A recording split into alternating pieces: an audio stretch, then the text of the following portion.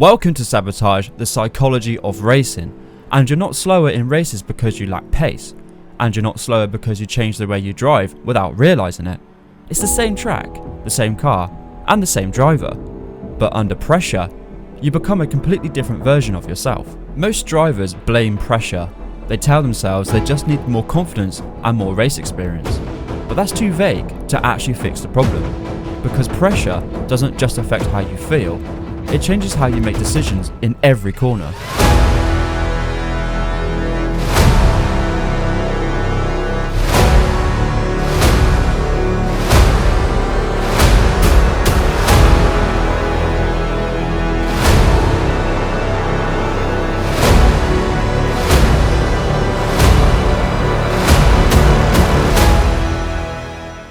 In practice, your brain is in execution mode.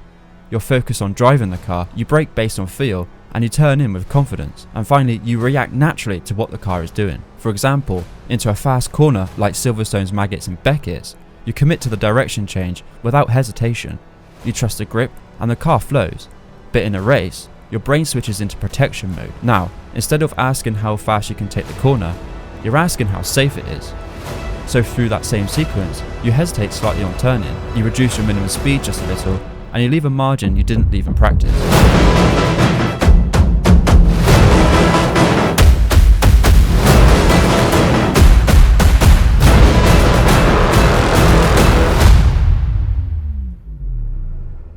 Now, add traffic into the equation. Let's say you're following another car through a medium speed corner. In practice, you would commit fully to the entry and carry maximum speed. But in a race, you subconsciously leave space. You brake slightly earlier to avoid contact, and you don't carry as much speed through mid-corner. You prioritise staying safe over maximising exit. Again, each of these decisions is small, but together they compound. The biggest time losses come from small compromises. Take a heavy braking zone like Monza Turn 1. In practice, you brake right at the limit, maybe even slightly over it, and adjust as needed. In a race, you brake 5 meters earlier. Not enough to notice consciously, but enough to cost time. Or take a traction zone like the exit of a slow corner. In practice, you get back on the throttle aggressively and manage the rear slip-in slightly. In a race, you wait. You're hesitating half a second longer before committing to full throttle because you don't want to lose the rear or compromise your exit. That hesitation costs more time than most drivers realise, and it feels safe, it feels controlled, but it's slower. This is why you can feel completely in control during a race and still be slower than you were in practice. This is where the real shift happens.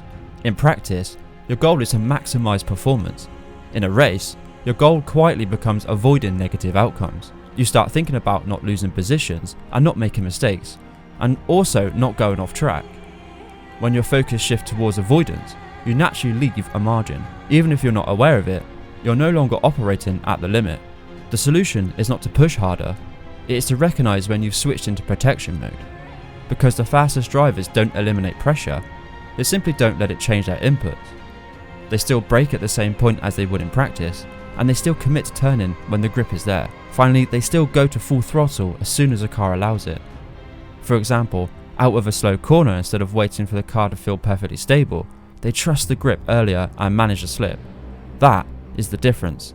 Not more aggression, but more commitment. If you want to understand what happens when you go too far in the opposite direction and start pushing beyond the limit, watch this video next, where I break down the first sign that you're overdriving the car.